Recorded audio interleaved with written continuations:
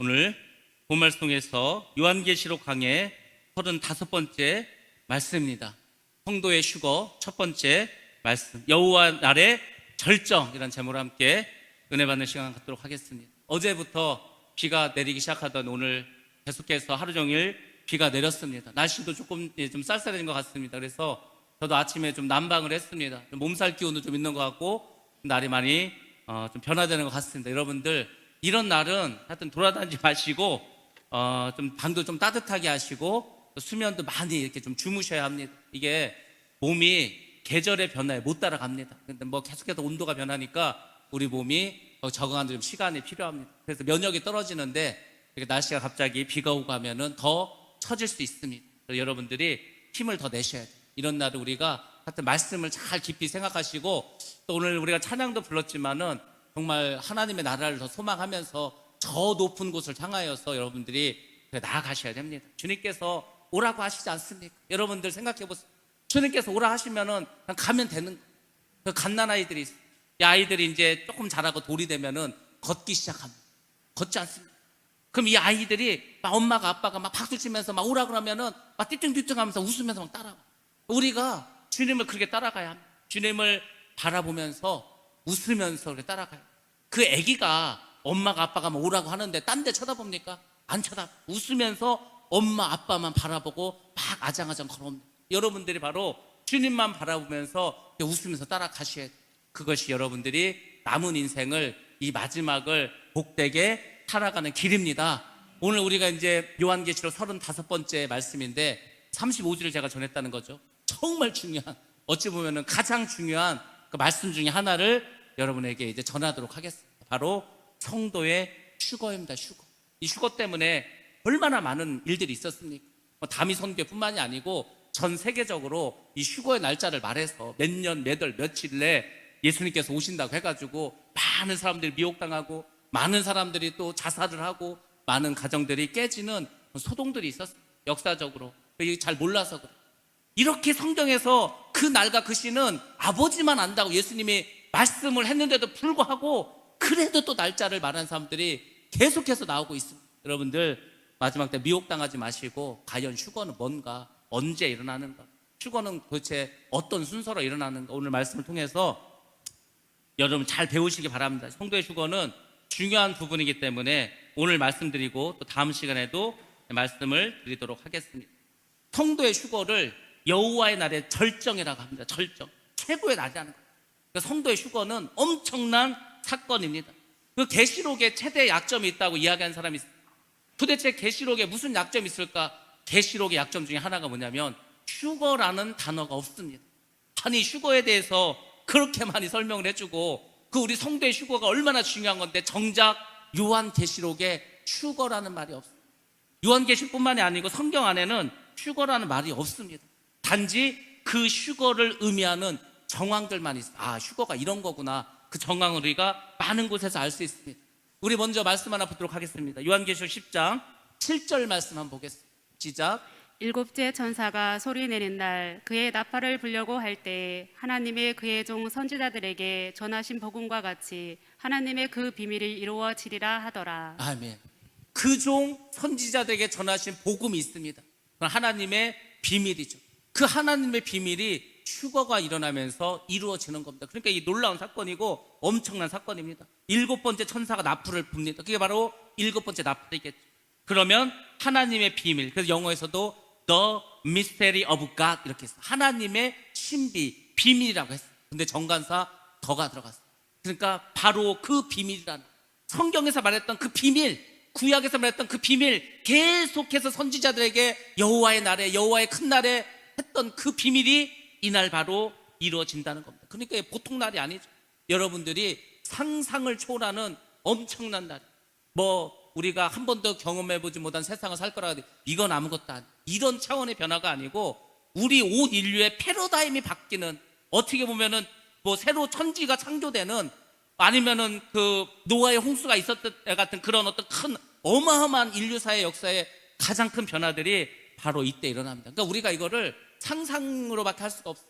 물론 영화로도 많이 나왔는데 그 영화가 성경의 이야기를 그대로 이렇게 했다고 볼 수도 없습니다. 그래서 이제 우리가 잘 알 수는 없지만 그래도 어느 정도 좀 감이라도 잡기 위해서 우리가 그림을 한번 보도록 하겠습니다. 여호와의 날의 절정, 휴거에 대한 그림을 그냥 한번 보여드리도록 하겠습니다. 어떤 일이 벌어질 것인지. 예수님께서 저렇게 구름을 타고 오십니다. 흰옷 입은 천사들과 흰옷 입은 무리들이 같이 공중에서 내려오는 거예요. 그렇게 공중에서 내려오면은 이 지상에 있는 우리들은 어떻게 되는가? 다음 사진 보시면 지상에 있는 사람들이 호련히 변화되어서 저렇게 올라갑니다. 저거를 모든 사람 다 보게 돼요. 비밀리에 일어나는 게 아니에요. 그러니까 예수를 믿는 사람과 믿지 않는 사람이 저렇게 엄청나게 이제 그 휴거의 날 딱 구별이 되는 거예요. 그러니까 제가 말했잖아요. 힘들어도 어려워도 괴로워도 그냥 조금만 더 견디시라니까. 우리가 영원히 천국에 가서 살면은 이 땅에서 고통스러운 거 괴로웠던 거 그거 별거 아닙니다. 스데반 집사한테 물어봐도 그랬다 했잖아요. 그 돌 맞아 죽을 때 아프지 않았습니까? 별로 아프지 않았다고. 주기철 목사님 그렇게 고문당하고 고통스럽고 죽기 전에는 얼마나 괴로웠어요. 내가 죽으면 우리 어머니는 어떻게 하냐, 우리 자식들은 어떻게 하냐, 교회는 어떻게 하냐, 얼마나 갈등이 많았습니까? 육체의 골동이 얼마나 심했겠어. 주기철 목사님 그 손톱과 발톱 밑이 다 멍들었어. 거기다 막 바늘을 꽂고 해가지고 얼마나 막 모진 고문했는지.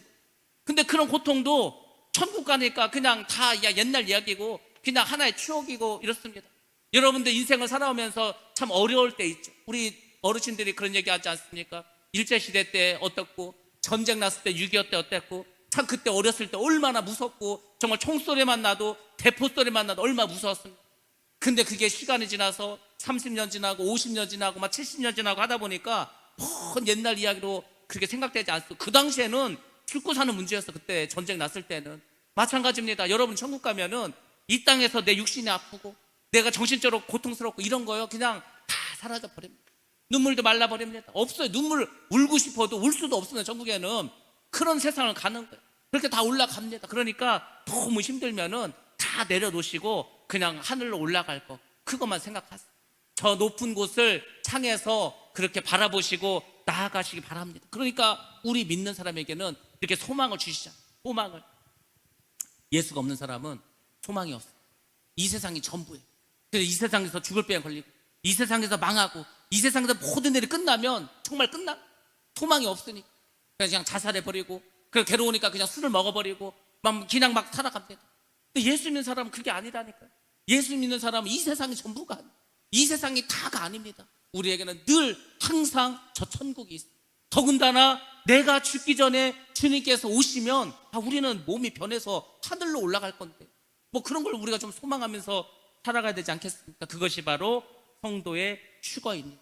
여러분들이 휴거되는 그날을 아주 고대하시고 소망하시고 그렇게 살아가야 합니다. 그것을 구약 성경에서 여호와의 날이라고 했어요. 근데 그 여호와의 날은 양면성을 가지고 있어요. 상반된 의미를 가지고 있어요. 여호와의 날이 첫 번째로는 어떤 뜻을 갖고 있냐면 주님께서 통치하시는 날이란.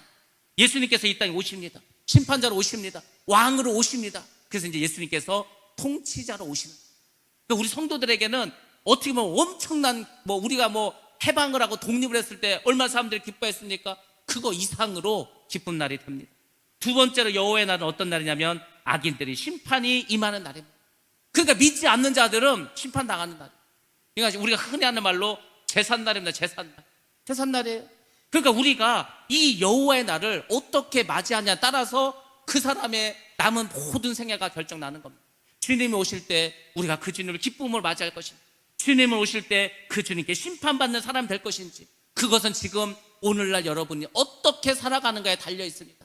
예수를 믿고 그렇게 소망을 가지고 믿음을 가지고 고난과 역경 가운데서도 그래도 감사하면서 기뻐하면서 살아왔는가? 아니면 예수를 믿지도 않고 또 믿는다고 하면서도 그냥 교회만 왔다 갔다 하고 전혀 믿음이 없이 여전히 내 인생의 주인은 나라고 하면서 살아왔는지, 그날 다 결정이 나요. 이거는 하나님 앞에서 감출 수도 없습니다. 다 드러나게 되어 있습니다. 마지막 나팔의 의미가 있습니다. 7번째 나팔입니다. 그 7번째 나팔이 부러지면 악인들은 최종 심판을 받게 되고, 그리고 이제 올라가지 못하잖아요.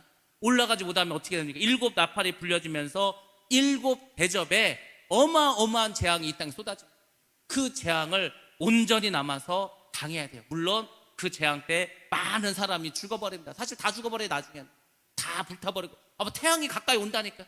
태양이 가까운 사람들이 막 타 죽습니다. 막 그런 일들이 일어납니다. 그래서 7인과 7 나팔 재앙도 큰 환란이고 큰 고통이었지만 그거는 그냥 경고하는 정도고, 그리고 이제 본격적이고 최종적인 심판은 7대접에 일어나는데, 휴거당하지 못한 사람들은 그 7대접의 그 재앙과 환난과 고통 가운데서 어려움을 당하게 됩니다. 자, 마지막 나팔이 불려지기 전에 휴거가 일어나야 될 이유가 있습니다. 왜냐하면 지금까지 말씀드렸잖아요. 7대접의 심판이 너무 엄청난 거예요. 이거는 사람이 견딜 수 있는 그런 차원이 아닙니다. 지금 조금 어디서 한 흉년이 가뭄이 한 3년 오고, 지금 어느 곳에서는 아프리카 어디서는 지금 6년 동안 7년 동안 계속 비가 안 오고 가물어 가지고 어떤 사람이 큰 트럭에다가 아주 그냥 그 물을 잔뜩 싣고 항상 그 숲에 가서 물을 주는 거예요. 왜냐하면 동물들이 다 죽어요. 동물들이 그 야생동물도 있지 않습니까? 그 야생동물들이 비가 안 오니까 다 물이 말라서, 강물이 말라서 죽게 생기니까 늘 그 사람이 그 물을 가지고 가서 그 동물들에게 이렇게 주는 사람도 있어요. 그 정도로 어렵습니다. 근데 그것도 7대접의 그 재앙에 비하면은 아무것도 아닙니다. 그래서 이렇게 힘들고 어려운 그 세상을 그리스도의 신부인 교회와 성도들이 그 당하게 할 수가 없는 거예요. 심판의 대상은 악인들, 예수를 믿지 않는 사람들이지, 예수를 잘 믿은 성도와 교회는 심판의 대상이 아닙니다. 그래서 7나팔이 불려지고 7대접의 재앙이 일어나기 전에 이제 미리 휴거를 시킵니다. 그래서 공중에서 주님을 맞이하게 됩니다. 그러니까 어차피 여러분들은 이렇게 살다가 주님을 맞이하게 됩니다. 그러니까 너무 어려워하지 말고, 너무 힘들어도 하지 말고, 너무 고통스러워하지도 마시기 바랍니다. 그렇게 지금부터 마음의 준비를 단단히 하셔요. 제가 이렇게 그냥 한번 이렇게 말씀드린 것 같지만은 사실 좀 그런 일 하나 벌어졌습니다. 미국에서 최근에 오늘 뉴스에 나온 건데, 미국의 남부 쪽에는 좀 공화당을 지지한 사람들이 많아요. 공화당을 지지한 사람들은 기독교인들이 좀 많습니다. 좀 보수적인 사람들이 많고. 그래서 그 남부 쪽에 있는 어떤 병원에서 집단적으로 이 의료인들, 의사나 간호사들, 우리는 그 백신 맞지 않겠다고, 맞지 않았어. 그래서 175명의 그 의료 종사자들이 해고를 당했어요. 175명이 전부 다 그 주사를, 백신을 맞지 않았다 해서, 그렇게 해서 이제 단체로 해고를 당했어요. 그러니까 이 해고를 당하는 게 주사를 맞지 않았냐 맞았냐 이거 가지고 좀 판단되는 건데, 생각해 보세요. 짐승의 표는 그런 차원이 아니라 했잖아요. 짐승의 표를 받지 않으면 당장에 물건을 사고 팔 수도 없습니다. 아무것도 할 수 없어요, 이 세상에서. 그러니까 그런 세상에서 우리가 어떻게 살 수 있겠습니까? 그래서 하나님께서 우리를 그냥 이 환난, 어차피 이제 휴거가 일어나고 후 3년 반이 시작되면은 전 세계 사람들이 짐승의 표를 받아야 되는 거야. 그 666 표를 받아야만 살 수가 있습니다. 그러니까 그런 고통스러운 세상을 우리가 살 수 없으니까 하나님께서 우리를 공중으로 올려주십니다. 그래서 성도의 휴거는 여호와의 날에 반드시 일어날 사건이고 가장 중요한 절정, 하이라이트가 됩니다. 그리고 그것은 놀라운 사건이 됩니다. 이날 한번 생각해 보세요. 구원받은 모든 사람들이 다 모이는 거, 그때 이미 죽었던 사람 부활해서 살아나고, 또 이 땅에 살아있는 사람들 몸이 변화돼서 다 공중에서 주님을 만난다니까.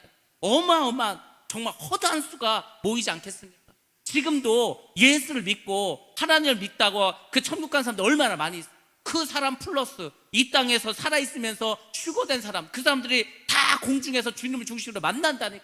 어마어마한 숫자가 모이겠죠. 아까 우리가 그림에서 봤지만 저 숫자 훨씬 이상으로 많은 사람들이 그날 이 공중에서 만나게 될 것입니다. 그러니까 한번 그날을 한번 생각해 보시라니까. 이게 어떤 날이 되겠어요? 그러니까 그날을 생각하면서 사람들이 다 그 생각하지 않았습니까? 야, 정말 이런 날이 오는구나. 내가 정말 그때 믿음으로 잘 살길 잘했구나. 그 순간적으로 올라가면서 다 그 느낄 거 아니에요. 야, 내가 막 공중으로 확 올라가네. 얼마나 기쁘겠어. 야, 이제 내가 구원을 받는구나. 내가 주님을 만나는구나. 그러니까 그런 마음에 소망을 가지고 사시라고. 이게 제가 무슨 소설을 말하는 것도 아니고 성경의 이야기를 하고 앞으로 일어날 일을 말하고 있는 거 아닙니까? 그러니까 여러분들이 그 소망을 가지세요. 너무 힘들면 그냥 휴거돼서 내가 지금 공중으로 올라가고 있는 그 순간을 한번 생각해 보세요. 그러면요, 이 땅에 있는 거 다 별거 아니다 그랬죠. 아무것도 아니라 그랬죠. 그렇게 해서 여러분들이 소망을 가지고 살아가셔야 됩니다. 자, 마지막 때의 나팔과 휴거에 대해서 다시 한번 보겠습니다. 휴거는 마지막 나팔 소리를 신호로 해서 일어난다고 했습니다. 어저께인가 그저께 제가 교회에 이렇게 마당에 있는데 저쪽 사거리 쪽에서 그게 차의 클락션 소리인지 아니면 나팔 소리인지 뭔가 우웅 하는 소리가 났어요. 그래서 이제 생각했죠. 야, 진짜 이렇게 갑자기 갑자기 이렇게 나팔이 어디서 울리면은 우리가 휴거돼서 올라갈 수도 있겠구나 막 이 생각이 들더라고요. 왜? 언제 그날이 올지 모르니까. 언제 올지 모른다고 하지 않았어요? 그래서 야, 이게 정말 우리가 어느 날 갑자기 이런 일을 우리가 맞이할 수가 있겠구나 이 생각을 제가 했었는데, 아까 우리가 읽은 계시록 10장 7절의 말씀처럼 그날에 하나님의 그 비밀이 이루어집니다. 근데 그 비밀은 너무 중요해서 요한계시록만 나온 게 아니고 여러 군데에서 나옵니다. 여러 군데에서. 우리 하나만 보겠습니다. 굉장히 중요한 말씀이고 뒤에서도 계속 나오는 말씀입니다. 우리 고린도전서 15장 51절 말씀입니다. 자, 중요한 말씀입니다. 같이 봅니다. 시작. 보라, 내가 너희에게 비밀을 말하노니 우리가 다 잠잘 것이 아니요 마지막 나팔에 순식간에 홀연히 다 변화되리니. 아멘. 마지막 나팔에 순식간에 홀연히 다 변화되는, 변화되어 올라가, 이 몸 가지고 어떻게 올라가겠습니까? 홀연히 다 변화됩니다. 그래서 여러분들이 고린도전서 15장은 이게 우리가 휴거장이고 하기 때문에 굉장히 중요합니다. 우리가 새벽 예배 고린도전서를 하고 있는데 새벽 예배 때도 말씀을 드리겠습니다. 휴거는 마지막 때 일어날 하나님의 비밀입니다. 그렇죠? 하나님의 비밀이기 때문에 다시 한번 말씀드리지만 그 시기는 오직 하나님만 아시고 아무도 모릅니다. 주님도 모른다고 하셨습니다. 마태복음 24장 36절 말씀입니다. 시작.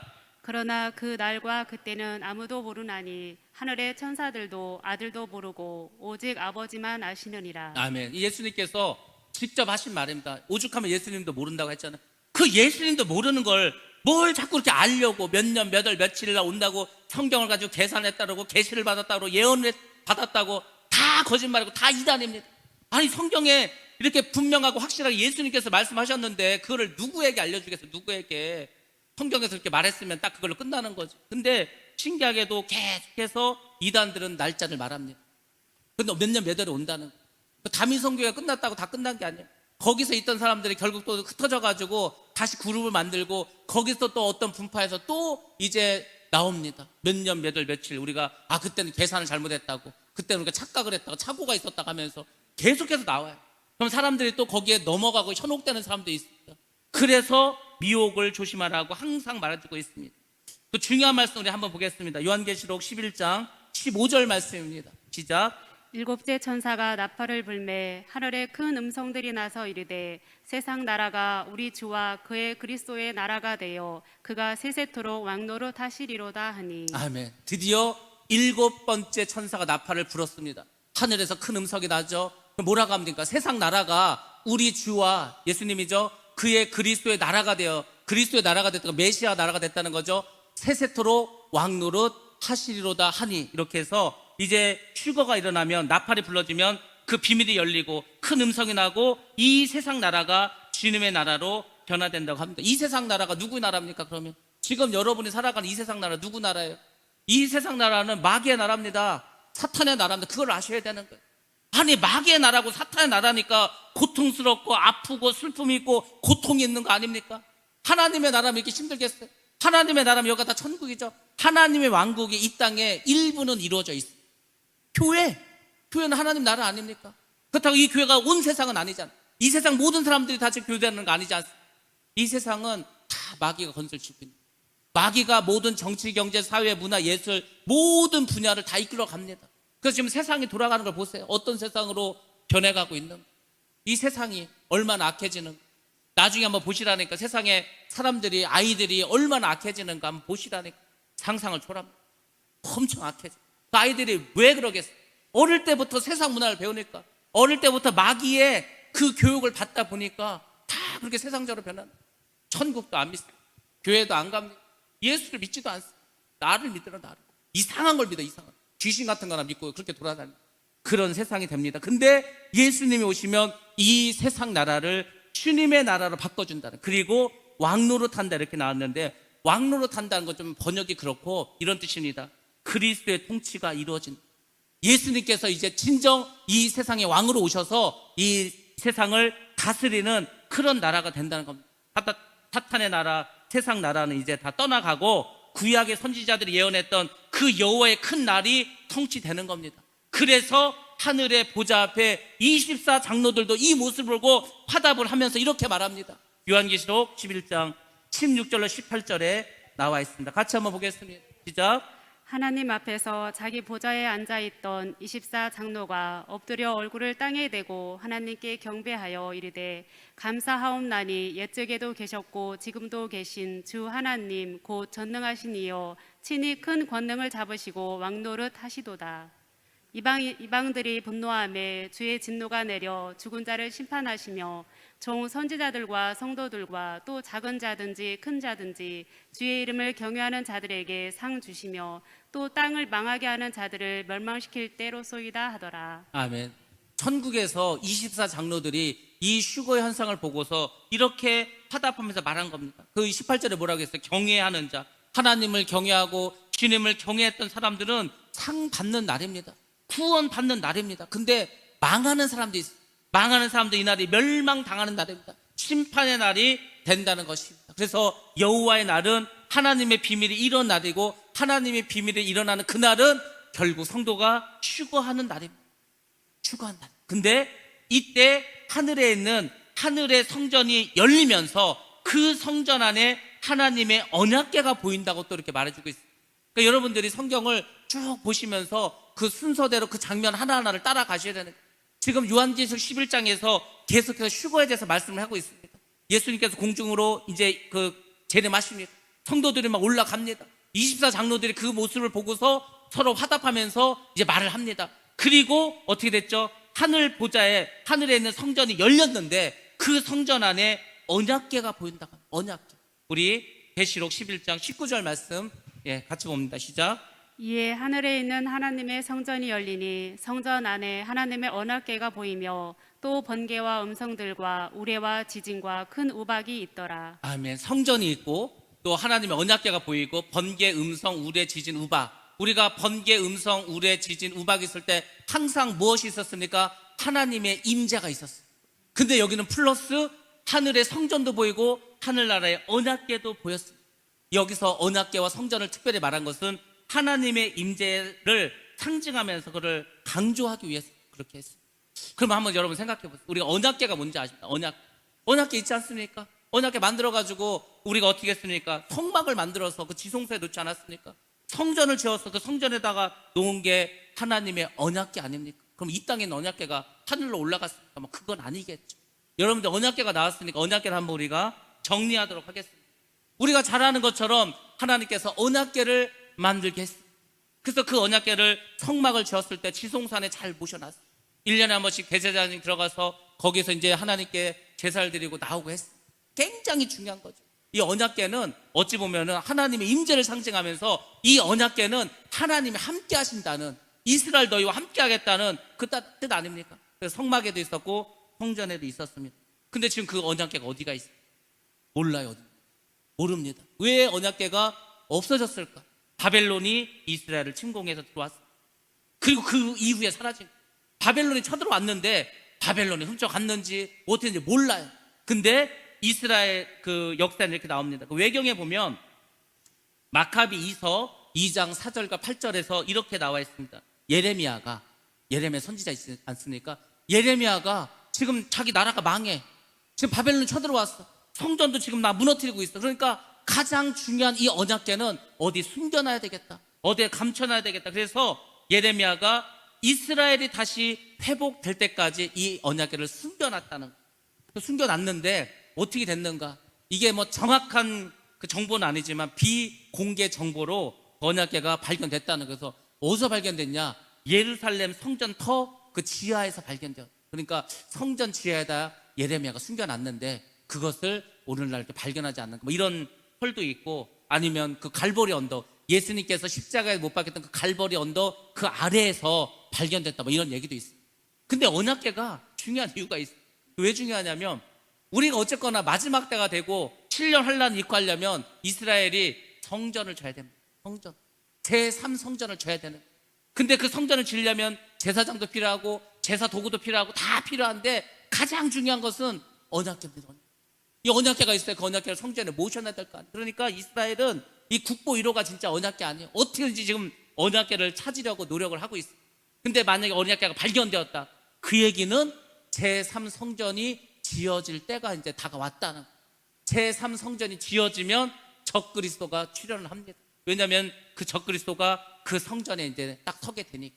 그래서 언약궤는 중요합니다. 그럼 이제 공식적으로는 아직 어디 있는지 몰라요. 아직 발견됐다고 우리가 확실하게 말할 수가 없습니다. 그러면 우리가 19절에서 읽은 이 언약궤는 무엇인가? 당연히 지상에 있는 것은 아닙니다. 하늘나라에도 언약궤가 있습니다. 그것을 이제 이렇게 휴거가 일어나고 여호와의 큰 날에, 여호와의 이 날에 그 언약궤까지 나타나면서 하나님께서 이제 임재하셨다, 이것을 우리에게 보여주고 있습니다. 그만큼 중요한, 아니 생각해 보세요. 이 휴거가 보통 일입니까? 우리가 인류 역사 한번 보시기 바랍니다. 인류 역사의 큰 사건들, 정말 어떤 모든 게 변화되는 그 패러다임의 변화가 있을 때 생각해 보면 천지창조가 있었겠죠. 천지창조 엄청난 사건 아닙니까? 인간을 창조하셨어요. 그리고 뭐가 있었죠? 범죄가 있었고, 그리고 심판이 있었고, 그리고 예수님께서 이 땅에 오셨고, 예수님은 또 부활 승천하셨고, 그리고 이 휴거, 얼마나 대단합니까? 이 휴거가 있어야 이제 결국 예수님께서 재림하시고 이 땅에서 그 메시아 왕국을 세울 건데, 그러니까 엄청나게 큰 일이기 때문에 이때는 삼위일체 하나님이 다 총동원 하실 것 같아요. 제가 봐도 왜 엄청나게 중요한 일이니까 큰 사건에는 삼위일체 하나님이 다 등장하십니다. 그러니까 휴거야말로 이거 엄청난 사건인데 예수님만 그냥 공중재림 하시겠어요? 성령도 오시겠고 성부 하나님께서도 하늘에서 보고 계시지 않겠습니까? 아니면은 정말 천둥과 지진과 우레와 우박 속에서 내려오시지 않겠어요?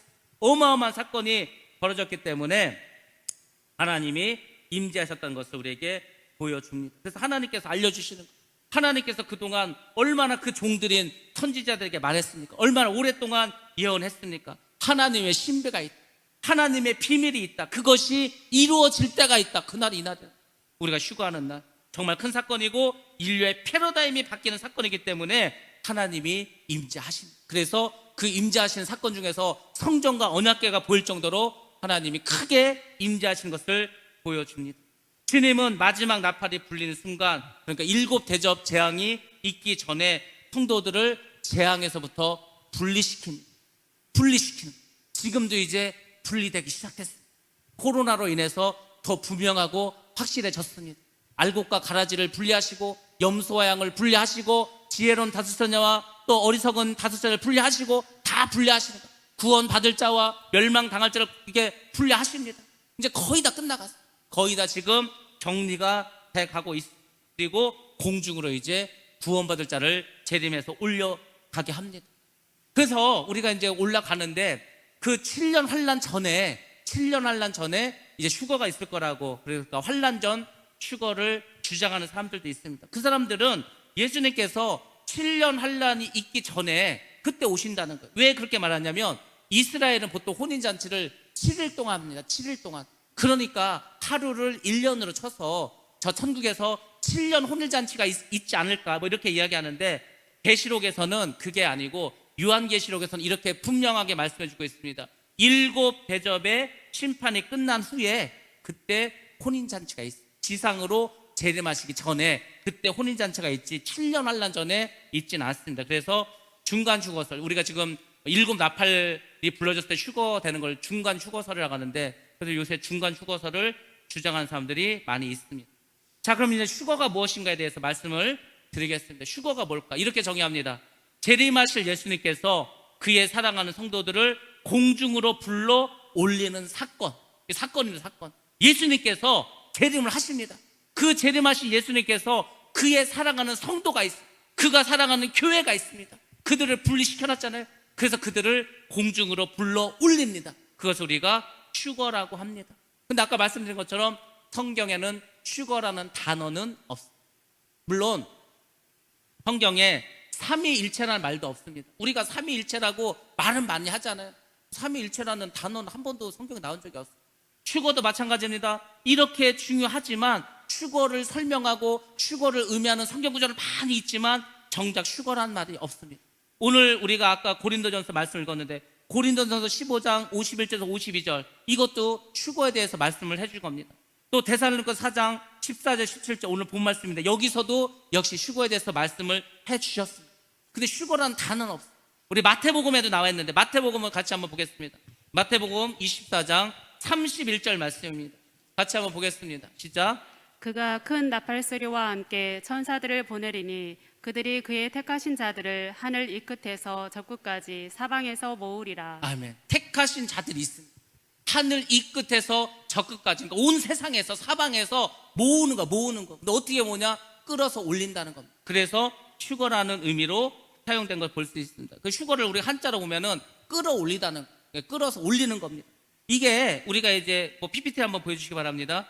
영어에서는 이거를 랩처라고 합니다. 랩처가 뭐냐면 공중으로 끌어올리다, 이런 뜻입니다. 라틴어로는 라투스라고 합니다. 역시 딱 채워가다, 이런 뜻입니다. 그리고 성경이 쓰여진 이 헬라어에서는 하르파조라는 말을 썼습니다.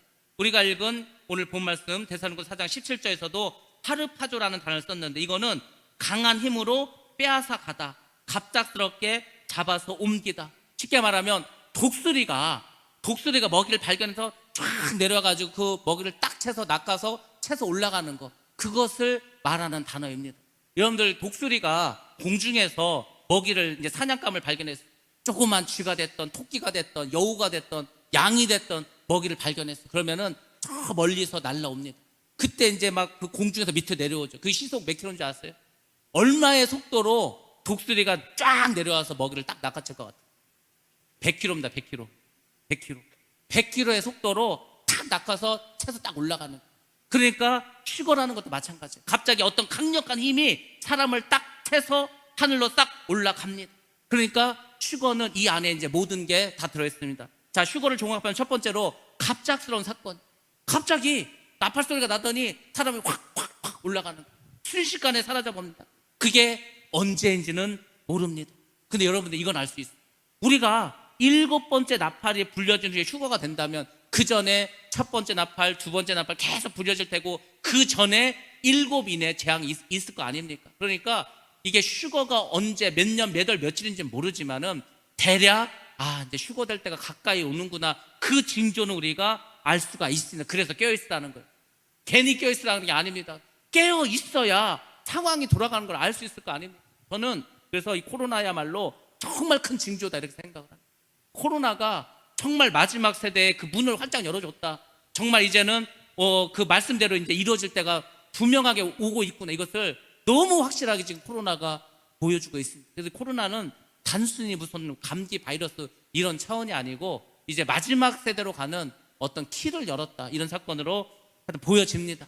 깨어서 여러분들이 잘 보시기 바랍니다. 두 번째로는 자력이 아닌 타력에 의한 사건이라는 겁니다. 아니, 우리가 천국 가고 싶다고, 내가 막 하늘나라 가고 싶다고 막 내가 변화돼서 올라갈 수 있습니까? 하나님 하시는, 하나님. 옛날에 어떤 사람이 신학자한테 왔습니다. 자기는 도저히 슈거를 믿을 수가 없다는 거예요. 아니, 어떻게 사람이 갑자기 공중으로 호련히 변해서 올라갈 수 있냐고, 도저히 못 믿겠다. 그러니까 이제 이 신학자가 말합니다. 그러면 밖에 나가서 흙을 좀 이렇게 한 주먹 갖고 오라. 흙을 갖고 왔습니다. 그리고 그 위에다 자석을 이렇게 댔어요. 그럼 한번 보세요. 흙 속에 철분 성분이 있어요. 근데 그게 눈에 보이지 않습니다. 분별을 못하죠. 근데 자석을 갖다 대면 거기에 신기하게 철분 성분을 막 딸려 올라갑니다. 순식간에 올라가지 않습니까? 슈거가 이런 식으로 됩니다. 그러니까 보세요. 그 안에 예수가 있는 사람들은, 예수님께서 공중으로 재림하시면 예수가 그 안에 있는 사람들은 이 철이 그 자석에 달라붙듯이 착착착착 가서 달라붙게 됩니다. 그 안에 예수가 없으면 안 달라붙어요. 아니, 생각해보세요. 나무 토막을 갖다 댄들 붙습니까? 플라스틱을 갖다 댄들 붙습니까? 안 붙는다. 쇠만 붙는 거예요, 쇠. 그러니까 여러분들이 정말 내 안에 예수가 있어야 돼요. 여러분 안에 믿음이 있어야 됩니다. 왜냐하면 믿음이 있어야 구원을 받을 수 있기 때문에. 그래서 여러분들이 믿음의 분량을 자꾸 늘리시기 바랍니다. 아니, 생각해보세요. 자석이 왔을 때 쇠가 많으면 더 잘 붙을 거 아닙니까? 작고 조그만 거는 더 붙기 어려워요. 여러분들이 믿음의 분량 크게 하셔야 됩니다. 그래서 결국 슈거는 내 힘으로 하는 게 아니고, 구원은 내 힘으로 하는 게 아니고 하나님의 은혜라는 것을 우리가 알 수 있습니다. 그 다음 세 번째, 한 장소에서 다른 장소로 옮겨지는 게 슈거입니다. 쉽게 말하면 이 땅에서 공중으로 옮겨집니다. 왜? 이 땅은 이제 7 대접의 그 무시무시한 재앙이 벌어지기 때문에 이 땅에 우리가 있을 수 없습니다. 성도들 이 땅에 있어서 같이 심판당할 이유가 없는 거예요. 그래서 공중으로 올라가게 됩니다. 그것을 우리가 슈거라고 보시면 됩니다. 자, 그럼 슈거는 왜 일어나는 것일까? 이게 굉장히 중요하죠. 신학적으로도 중요하고 다 떠나서 하여튼 우리 삶 속에서 예수를 믿는 우리, 더군다나 마지막 날 살아가는 우리에게 휴거는 너무너무 중요한 겁니다. 휴거가 왜 일어날까? 첫 번째는 예수님의 약속의 성취를 위해서입니다. 예수님께서 약속하셨어요. 예수님께서 분명하고 확실하게 약속을 하셨답니다. 하나님도 약속을 하세요. 그러면은 하나님께서도 그 약속을 신실하게 지키십니다. 예수님도 우리에게 여러 가지 약속을 하셨어요. 예수님께서 이 땅에 하신 말씀, 이 땅에 오셔서 하신 말씀이 있어요. 그래서 여러분들이 요즘은 사복음서를 좀 많이 보시고, 더 주님이 뭐라고 하셨는가, 예수님께서 이 땅에 오셔서 어떤 일을 하셨는가, 사복음서를 계속해서 묵상하면서 보시기 바랍니다.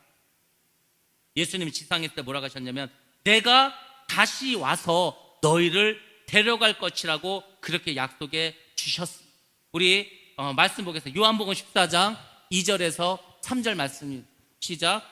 내 아버지 집에 거할 곳이 많도다. 그렇지 않으면 너희에게 일렀으리라. 내가 너희를 위하여 거처를 예비하러 가노니 가서 너희를 위하여 거처를 예비하면 내가 다시 와서 너희를 내게로 영접하여 나 있는 곳에 너희도 있게 하리라. 아멘. 그 말씀을 지키기 위해서 다시 오셨는데, 사실 요한복음 14장 1절이 더 중요하죠. 그 영어로 우리가 많이 봤던 건데, 너희는 마음에 근심하지 말라. Don't be worried. 걱정하지 말라는 거. 왜 걱정하지 말라죠? 하나님을 너희가 믿으니까 또 나를 믿으라는 거. 그러면서 14장 2절부터 쭉 말합니다. 아버지 집에 거할 곳이 많다는 거. 많이 있습니다. 그래서 너희에게 말하지 않냐? 내가 너희를 위해서 거처를 예배하러 가겠다는 거. 그러니까 예수님께서 하늘나라로 승천하신 이유는 우리의 집을 지으러 가신 겁니다. 그럼 가서 어떻게 하죠? 처소를 예배하는 거예요. 다 짓습니다. 다 져요. 그럼 어떻게 하죠? 다시 옵니다. 다시 와서 너희를 내게로 영접하여 나 있는 곳에 너희도 있게 하리. 그러니까 주님께서 우리를 위해서 집을 지으러 가셨으니, 집이 다 지어지면 우리를 다시 데리러 오겠다고 하셨어요. 그러니까 다시 데리러 온다고 하는 게 뭡니까? 그게 바로 휴거 아닙니까? 예수님께서 이 땅에 재림하실 때 우리를 어떻게 하는 거? 휴거시켜서 주님을 다 만나게 합니다. 그래서 여러분들이 꼭 기억하셔야 돼요. 우리가 휴거돼야 천국에 가서 사는 겁니다. 휴거되어야 구원받는 겁니다. 사실 후 3년 반에도 소수지만은 구원받는 사람들이 있습니다. 그러니까 이제 휴거돼서 막 사람들이 휴거된 걸 보고 그때 이제 믿음이 연약해서 휴거되지 못한 사람들 그 생각을 합니다. 아, 이 성경 말씀이 진짜였구나. 아, 정말 휴거가 있구나. 정말 이렇게 신실하게 믿었던 사람들이 휴거가 됐구나. 그러면 이제 나는 어떻게 살아야 될까? 내가 이 땅에서 아무리 힘들고 아무리 환난이 있고 고통이 있어도 내가 이걸 견뎌서 나도 구원을 받아야 되겠다. 이런 사람들이 있다니까요. 또 그런 사람들을 인도하기 위해서 실제로는 믿음이 좋아서 휴거가 돼야 되는데도 불구하고 그 사람들을 위해서 남겨준 자들도 있어요. 하나님의 마지막 사명을 감당하기 위해서. 그러니까 하나님이요, 항상 하나님이 플랜 A가 있고 플랜 B가 있고 절대로 하나님 포기하지 않습니다. 하나님 끝까지 구원을 놓치지 않아요. 한 영혼이라도 구원하기 위해서 우리가 생각할 때는 다 휴거되고 이 땅에 이제 7 재앙이 와서 대접 재앙이 있어서 다 죽고 끝났다 생각하는데 그러지 않습니다. 그 와중에서도 구원할 자를 찾는 거예요. 마지막 이삭 죽기를 하십니다. 그러니까 얼마나 하나님이 그 영혼 구원에 관심이 많고 이 영혼 구원에서 얼마나 많은 일을 하고 계시는가 우리가 말씀을 통해서 아셔야 됩니다. 그래서 휴거는 예수님의 약속을 성취하기 위해서 반드시 일어납니다. 두 번째로 휴거는 재림하시는 예수님을 영접하기 위해서입니다. 하나님께서 택하신 백성이 있습니다. 우리가 그걸 성도라고 합니다. 그 성도들이 예수님께서 지상으로 오기 전에 공중으로 재림하십니다. 그 공중하러 오시는 주님을 환영하도록 공중으로 올려갑니다. 그것이 우리가 읽은 데살로니가전서 4장 17절 말씀, 오늘 본문의 말씀입니다. 그러니까 공중에 올라가서 주님을 영접하는, 환영하는, 어떻게 해서 여러분들 예수님께서 막 공중으로 내려오시고 우리가 올라가고 공중에서 만나면은 얼마나 기쁘겠어요. 그 날을 고대하라는, 그 날을 기대하라는 거예요. 그래서 휴거가 있습니다. 세 번째는 지구상에 있을 대환란을 피하게 하기 위해서. 계속해서 말씀드리지 않았습니까? 이 후 3년 반의 재앙이 너무 크기 때문에 이걸 견딜 수가 없는 거예요. 창세 이후에 이런 환란이 없었습니다. 그러니까 성도가 이런 고통 가운데 있을 필요가 없는 거예요. 하나님 그걸 원하지도 않습니다. 너희가 이미 7 인의 재앙과 7 나팔의 재앙을 이미 많이 겪었잖아요. 그러니까 이제 성도들은 끌어올리는 겁니다. 진짜 환란, 진짜 고통스러울 때는 다 하나님께서 보호해 주십니다. 네 번째로 주님과 항상 함께 있게 하기 위해서. 우리 성도들은 항상 주님과 함께하기를 소원했던 사람들입니다. 저는 이 말씀 보면서 과연 우리가 그런가 이 생각을 해봤어요. 한번 잘 생각해보세요. 여러분들이 천국 가려고 교회를 다닙니다. 천국 가기 위해서 신앙생활을 합니다. 회개도 하고 말씀에 순종도 하고 인내도 하고 참기도 합니다. 그 다음에 잘 생각해보세요. 그럼 천국 가면 뭐 하는 거죠? 천국 가면은 예수님과 같이 사는 거 아니에요? 근데 우리 성도들이 주님과 항상 거하기를 소원했던 사람들이라고 하는데 정말 우리가 그런가? 이 생각이 들더라고요. 우리가 물론 내가 사랑한 사람이 있어. 사랑한 사람하고 항상 같이 있고 싶지 않습니까? 그래서 결혼하는 거 아니에요? 결혼을 왜 합니까? 사랑하는 사람하고 같이 있으려고 결혼하는 거 아니에요? 그래서 혼인잔치로 비유하지 않습니까? 그럼 생각해 보세요. 여러분들이 정말 예수님과 그렇게 함께하기를 소원하고 있습니까? 지금 현재? 난 예수님만 있으면 돼. 예수님만 생각하면 너무 기뻐. 예수님 너무 사랑해. 막 그러신가요 지금? 그러니까 저는 막 그 생각이 드는 거예요 지금. 우리가 정말 신앙생활을 하는데 예수를 믿는데 예수님이 신랑으로 오시는데 과연 우리가 정말로 예수님과 그렇게 영원히 함께 있기를 원하고 있는가 지금? 그것 때문에 교회 다니는 건데, 그게 있어야 구원을 받는 건데, 그게 있어야 우리가 휴거가 되는데, 근데 별로 그렇지 않은 것 같아요. 그래서 거기가 지금 우리가 큰 지금 숙제입니다. 큰 문제예요. 아니 주님이 다스리는 나라가 되면은, 그 나라가 되면은 주님이 다스리는 나라에서 우리 영원히 살아야 되는데, 그럼 주님과 영원히 있어야 될 거 아닙니까? 근데 교회를 다니고 신앙생활 해도 예수님이 좀 낯설어. 예수님하고 별로 그렇게 관계를 맺은 적이 없어. 예수님하고 별로 대화한 적도 없어. 그럼 큰일 나는 거예요. 그러니까 여러분들이 지금 기도하고 항상 주님과 동행하라는 그 이유가 뭐냐면, 지금 여기서 늘 주님과 대화하고 기도하고 동행하고 해야 주님이 다스리는 그 나라가 됐을 때 주님과 영원히 있어도 기쁘지 않겠습니까? 근데 늘 주님과 서먹서먹한 관계고 주님과 별로 관계도 별로 그냥 그렇게 왔는데 어떻게 하겠어요? 여러분들이 다시 한번 생각해. 나는 과연 주님과 그렇게 영원히 함께할 만큼 친한 사이, 내가 정말 주님을 그만큼 사랑하고 있는, 그걸 생각하시라니까. 그걸 생각하셔야 되는. 그래야 우리가 온전한 믿음입니다. 그게 주님과 동행하는 겁니다. 그러니까 여러분들이 그렇게 다 변화되어야 되는, 그렇게 변화돼야 되는, 그게 예수 믿는 거라니까. 예수 믿는 것은 내가 주님과 영원히 살길 원합니다. 나는 다 소용없습니다. 아무것도 없어도 된다. 주님만 있으면 나는 행복합니다. 이게 예수 믿는 건데, 정말 우리가 그런 생각을 가지고 지금 살아가고 있는, 그게 굉장히 중요해요. 이게 어떻게 보면 가장 중요한 문제인데, 이 가장 중요한 문제를 우리가 너무 도외시하고 살았어요. 별로 신경 쓰지 않고 살았어요. 그러니까 여러분이 이 휴거를 앞두고 한번 생각해 봐야 돼. 나는 정말 주님, 오직 주님, 그 예수님만 있으면 그분과 영원히 살면 되는가? 그분과 영원히 살겠다고 내가 소원했는가? 그걸 생각하셔야 되는. 재림 휴거라는 것은 그 소원을, 예수님의 재림을 고대했던 그 사람들에게 하나님께서 그 소망을, 꿈을 이루어주는 겁니다. 이루어주는 거 아닙니까? 그래서 휴거 이후에는 모든 성도들은 이제 주님과 함께 영원히 살아가야 됩니다. 그 공중에서 주님을 만났죠. 공중에서 혼인잔치를 합니다. 그 이 땅에 내려와요. 지상제를 하는 거죠. 그리고 주님이 다스리는 천년 왕국에서 천년을 살아갑니다. 그리고 그 이후에 백보자 심판대에서 영원한 천국과 영원한 지옥을 나눠집니다. 주님과 영원히 사시는 거 진짜. 물론 이제 많은 성도들도 같이 있긴 있죠. 근데 가장 사랑하는 사람, 가장 내가 원하는 사람, 내가 가장 기뻐하는 사람은 그 예수님인데, 그분이 그 정말 내 마음속에 그렇게, 정말 주님이 그렇게 내 마음속에 그렇게 가까운 사람으로, 사랑한 사람으로 그게 남아있어요. 그게 아니면은 여러분들 빨리 회개하시고 주님을 사랑하셔야 됩니다. 주님을 막 사랑하셔야 되는, 주님을 사랑하게 해달라고 기도하셔야 된다니까. 영원히 살아야 되는데 그분과 함께. 그래서 휴거는 우리에게 많은 것을 알려주고 또 준비시키시는 사건입니다. 마지막으로 왜 휴거가 일어나야 되는가? 다섯 번째는 성도에게 진정한 승리와 구원의 완성을 주시기 위해서입니다.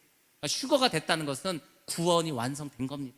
여러분이 진정한 승자로 남는, 이 땅에 남아있지 않고 저 지상으로, 공중으로 올라갔다는 것은 여러분이 승자가 됐다는 겁니다. 우리 고린도전서 15장 53절부터 57절 말씀이 과연 휴거가 어떤 건지 결론적으로 한번 보겠습니다. 시작.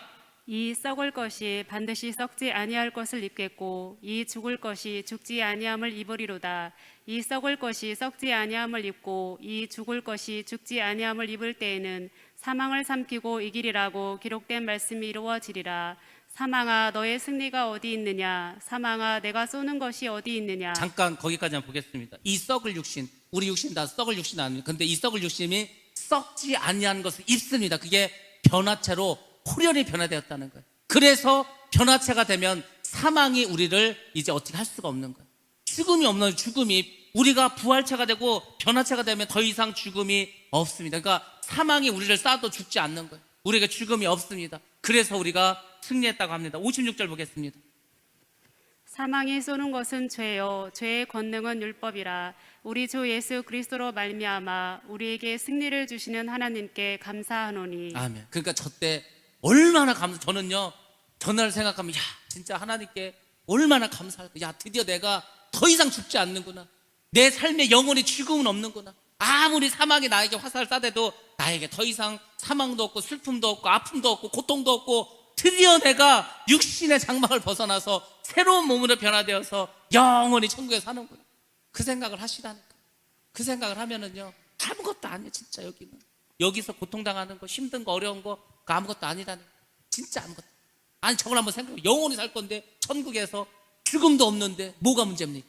그러니까 여러분 제가 그랬잖아요. 기뻐하고 감사라는 이유가 당연한 거 사실 당연한 거. 왜 그럴 수밖에 없죠. 영원히 천국에서 주님과 함께 살 건데 뭘 걱정을 해요. 뭘 두려워합니까? 뭐가 문제 도대체 뭐가 문제.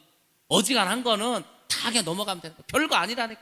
아무것도 아니에요. 이 세상 것은 다 썩어집니다. 여러분의 몸은 안 썩습니까? 죽으면 다 썩어요. 아니 내 몸도 썩는데 이 세상에 눈에 보이는 게 안 썩을 게 있어요. 꽃도 이렇게 피었으니까 얼마나 이뻐요. 근데 얼마 지나다 보면 시듭니다. 시들고 죽어버리는 거예요. 그러니까 우리의 인생이 다 버려서 안개와 같고 안개 같다고 하지 않습니까? 꽃이 아무리 아름다운들 열흘만 지나면은 그 붉은 꽃이 다 시들어버리고 사라져버리지 않습니까? 우리 인생은 그런 우리 인생 제가 말했잖아요.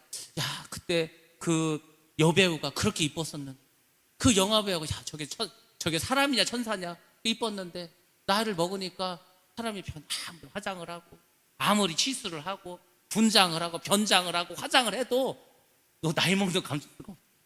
어쩔 수가 없지 않습니까? 사람은 그렇게 되는. 근데 우리가 변화체로 변하면 아까도 제가 어떤 분하고 말하면서 그 얘기를 했지만 여러분들이 그걸 아셔야 돼. 여러분 천국에 가서 아브라함을 찾아. 아브라함을. 여러분 도대체 아브라함 어디 계시냐고. 그럼 여러분은 아브라함 할 때 어떤 생각이 드는 거예요? 뭐 할아버지 생각하지 않습니까? 뭐 수염난 할아버지. 그렇지 않습니다. 천국에서는 가장 젊고 가장 아름다운 모습으로 다 변화되는 거예요. 그 할아버지 찾아야 그 아브라함 아닙니다. 깜짝 놀랄 거죠. 아니 이게 아브라함이 할아버지지 않은데 이게 젊냐고. 그럴 수밖에 없죠. 천국에서는 다 그렇게 살아가는 건데 천사처럼 살아가는 건데 그렇게 다 변화되는 겁니다. 여러분들이 이 땅에서 그러니까 막 그런 거 뭐 외모 컴플렉스에 빠져갖고 나는 이게 못났냐 왜 이렇게 뚱뚱하냐 그 걱정할 하나도 없습니다. 천국 가면은 싹 다 변해요. 싹 다. 이거 껍데기네 껍데기. 근데 그 껍데기 때문에 우울증에 걸리고 그 껍데기 때문에 무슨 큰일 난 것처럼 막 그냥 사람도 안 만나고 막 그렇게 살고 그럴 필요 없어요. 예수를 똑바로 믿으면 그런 게 문제가 되지 않습니다. 내 안에 하나님이 있고 내가 천국을 소유했는데 그까짓 거 왜 뭐 천국 가면 내가 다 변화되는데 뭐가 문제겠어. 껍데기만 중요하게 하는 거. 그 마귀는 그 내용이 없습니다. 마귀는 어차피 죽어요. 마귀는 어차피 그 멸망당합니다. 그러니까 겉만 번지라는 겉만 번지라면 뭐하냐고. 아무리 변장을 하면 뭐하고 화장을 하면 뭐해. 어차피 그 나이를 감출 수가 없는데 숨길 수가 없는데 그렇게 되는 거예요. 근데 호련히 변화돼. 호련히 변해.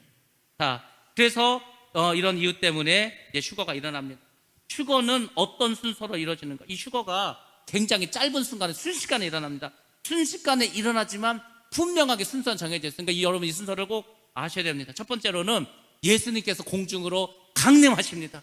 예수님이 갑자기 나팔소리와 함께 하늘을 확 열면서 예수님이 아까 우리가 그림에 본 것처럼 천사들과 함께 그 미리 죽었던 그 성도들과 함께 막 내려오는 겁니다.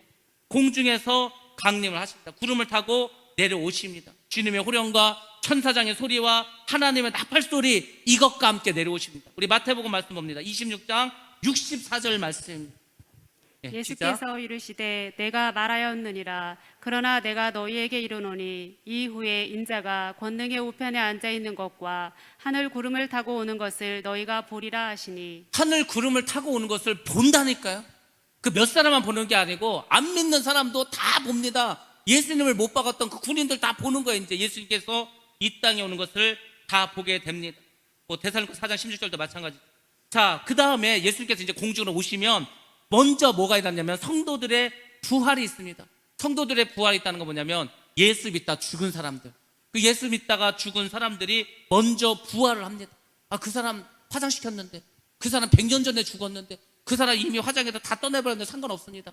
부활체로 다시 이 육신의 몸, 지금 이런 육신의 몸이 아니고 다시 새로운 육신의 몸을 입고 부활체로 살아납니다. 그게 이게 보통 일이냐고. 이게 지금 막 엄청난 벌어집니다. 데살로니가서 4장 16절에 뭐라고 했습니까? 그리스도 안에서 죽은 자들이 먼저 일어나고, 그러니까 예수 믿다 죽은 사람들이 먼저 부활체로 다 이렇게 살아납니다. 그리고 어떻게 되죠? 고린도전서 15장 50절 말씀처럼 나팔 소리가 나면 죽은 자들이 썩지 아니할 것으로 다시 살아나고, 부활체로 변화되면 그 부활체는 썩지 않습니다. 죽지도 않습니다. 그래서 영원히 사는 거예요. 호련히 변환된다. 어떻게 그런 일이 있죠? 그럼 어떻게 말씀을 천지를 창조했습니까? 어떻게 흙으로 아담을 만들었습니까? 똑같은 거예요. 그러니까 제가 볼 때는 이 마지막 휴거는요, 하나님께서 천지 창조를 다시 하는 것 같아요. 다시 세상을 만드는 것 같아요. 그래서 제가 이게 엄청난 패러다임의 변화라고 하지 않았습니까? 그러니까 완전히 다른 세상이 되는 겁니다. 이제 완전히 다른 세상으로 딱 변화됩니다. 자, 그 다음에 이제 성도들이 휴거를 합니다. 살아있는 성도들의 육신이 변화되는 거예요. 호련히, 순식간에. 마치 분뱅이가 매미로 변하듯이, 애벌레가 나비로 변하듯이. 그 번데기에서 나비가 나오지 않습니까? 번데기하고 나비하고 보세요. 전혀 다르지 않습니까? 전혀 다르지 않아요. 그러니까 우리 육신이 이 안에서 전혀 다른 몸으로 변화되어 가지고 올라가게 됩니다. 그것이 고린도전서 15장 52절 말씀입니다. 우리도 호련히 변하리라. 이 변한다는 말에 대해서 분명하고 확실한 말씀이 또 있습니다. 빌립보서 3장 21절 말씀입니다. 네, 같이 봅니다. 시작. 그는 만물을 자기에게 복종하게 하실 수 있는 자의 역사로 우리의 낮은 몸을 자기 영광의 몸의 형체와 같이 변하게 하시리라. 우리의 낮은 몸, 우리 지금 이 육신은 낮은 몸입니다. 늙고 병들고 죽습니다. 근데 자기 영광의 몸의 형체, 예수님의 그 영광의 몸의 형체와 같이 변하게 한다니까. 그래서 변화체라고 하는. 여러분이 한번 고대해보세요. 야, 내가 나중에 내 육신이 변해서 내가 변화체가 돼서 천국으로 올라갈 텐데 그때 나의 모습은 어떨까? 상상을 초월한다니까. 너무 아름답고, 너무 예쁘고, 너무 건강하고, 너무 젊고, 그러면 다 변화되는 거야. 그 모습으로 영원히 사는 거야. 다 그 모습으로 영원히 살 건데 이까짓 거 세상에서 뭐 힘들어봤자 얼마나 힘들겠습니까? 아무리 힘들어봐야 죽기밖에 더겠습니까? 그러니까 여러분이 죽음을 두려워하지 마세요. 어차피 죽어도 다시 부활해서 살 건데 뭐가 문제? 아무리 힘들어도 뭐 어떻게 알아? 힘들어도 별거 아닙니다. 빠질 거 힘들으면 뭐 어떻게? 힘들어도 다 밥은 먹어요. 힘들어도 다 잠잘 곳은 있습니다.